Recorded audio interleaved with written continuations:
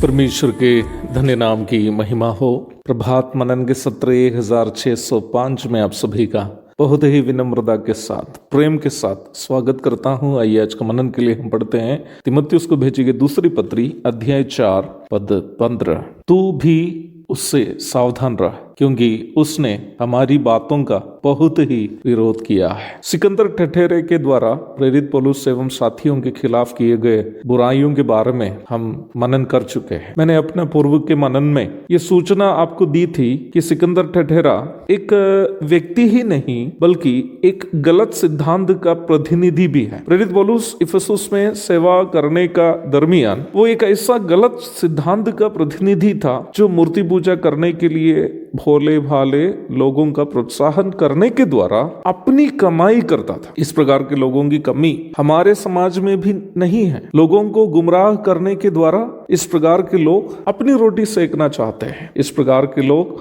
प्राथमिक रूप में यीशु मसीह की निंदा करने वाले और प्रभु की सेवा में बाधा उत्पन्न करने वाले भी हैं। प्रभु का वचन और प्रभु की सेवा का विरोध करने के पीछे इस प्रकार के लोगों का उद्देश्य अपना धंधा चमकाना होने के कारण इस प्रकार के लोगों को वचन से बताकर समझाना संभव नहीं है, क्योंकि इस प्रकार के लोग कभी भी अपनी गलती स्वीकार नहीं करते हैं। मसीहत के अंदर भी इस प्रकार के लोगों की कमी नहीं है। प्रभु का वचन और प्रभु की सेवा करने को अपनी कमाई का ये लोग जरिया बनाने वाले होने के कारण यदि इस प्रकार के लोगों को हम समझाने की कोशिश करेंगे तो हमारा सत्यानाश करने के लिए भी ये लोग कुछ भी कर लेगा। सिकंदर शायद इफिसुस में पौलुस का गिरफ्तारी का भी कारण बन गया था। कुछ बाइबल पंडितों का अनुमान यह है कि सिकंदर के द्वारा दी गई झूठी गवाही के कारण इफिसुस में पौलुस की गिरफ्तारी हुई थी। प्रेरितों के काम 19 अध्याय पद 33। इन बातें कहते समय मुझे भी एक सिकंदर की याद आई जो बिहार से हैं, जिन्होंने पिछले साल मुझे धमकी दी थी कि मेरे खिलाफ केस करेंगे और मुझे जेल भेज देंगे। मैंने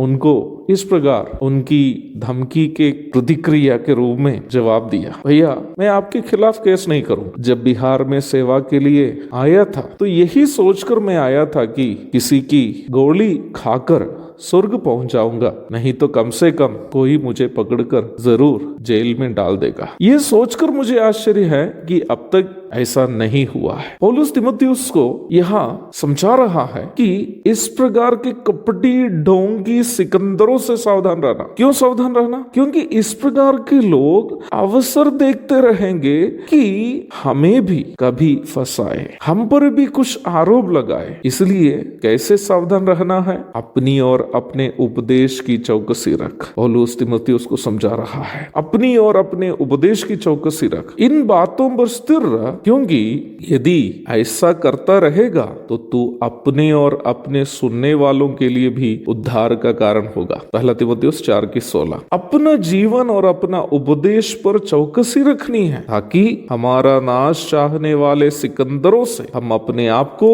और अपने विश्वासी भाई बहनों को जिनके बीच हम सेवा कर रहे हैं बचा के रख पाएंगे। पौलुस का उपदेश तीमुथियुस के लिए यही था जो हमारे लिए भी है। कपटी और ढोंगी सिकंदरों से सावधान रहना। वे लोग अवसर देखते रहेंगे कि हमें कोई कमी पाए और हमें बर्बाद करे। इसलिए ऐसे लोगों के सामने हमें अपने आप को और अपने उपदेश को शुद्ध रखना है, उस पर हमें चौकसी रखनी है ताकि हम औरों को अवसर ना दे कि वो हम पर आरोप लगाकर हमें और हमारी सेवा को बर्बाद करें। एक और शुभ दिन की धन्य कामनाओं के साथ आज का मनन मैं यहाँ समाप्त करता हूँ। प्रभु आप सबको आशीष दे। आमीन।